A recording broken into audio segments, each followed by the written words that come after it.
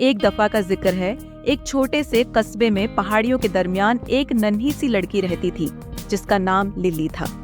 Lily को खिलौनों से बेहद मोहब्बत थी। इसके पास गड़िया, रॉबर्ट, नरम खिलौने और यहाँ तक कि दादी से मिले हुए कुछ पुराने मार्बल भी थे। लेकिन लिली का सबसे पसंदीदा खिलौना एक छोटा सा लकड़ी का घोड़ा था जिसका नाम उसने वस्करस रखा था। लिली उसे हमेशा अपने साथ रखती थी। एक रात जब लिली सोने वाली थी तो उसे अपने खिलौनों की शेल्फ से हल्की हल्की सरगोशियां सुनाई दी।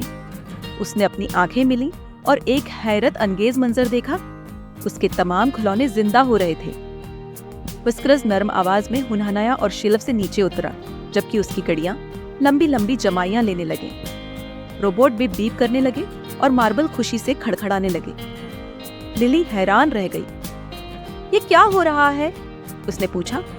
वस्करस इसके करीब आया और बोला, लिली, तुमने राज जान लिया है, खुश आमदीद बातें करने वाले खिलौनों की सरजमीन में। वस्करस ने आहिस्ता से उसका हाथ पकड़ा और उसे उसके कमरे की दीवार में नमूदार होने वाले एक चमकते हुए दरवाजे की तरफ ले गया। दरवाजे के दूसरी तरफ एक जादुई दुनिया थी जो रंगों और रोशनियों से भरी हुई थी।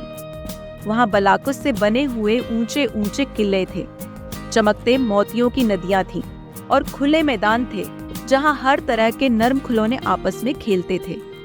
गड़ियां दरख्तों के नीचे रकस कर रही थीं, जबकि खिलौना सिपाही दोस्ताना परेड में मार्च कर रहे थे। लिली अपनी आंखों पर यकीन नहीं कर पा रही थी।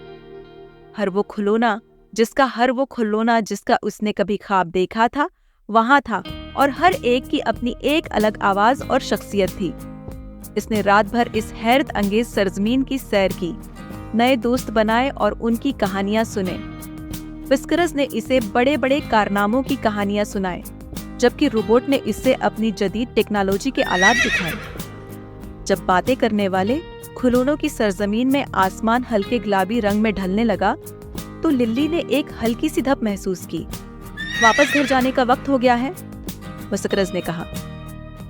लिली भी दिल्ली से दरवाजे के पार वापस अपने कमरे में आ गई, जहां खिड़की से पहली करने अंदर आ रही थी। उसे मालूम था कि बातें करने वाले खिलौनों की सरजमीन हमेशा वहीं मौजूद रहेगी, बस एक ख्वाब की दूरी पर, और जब भी वो चाहेगी वो दोबारा वहां जा सकती है।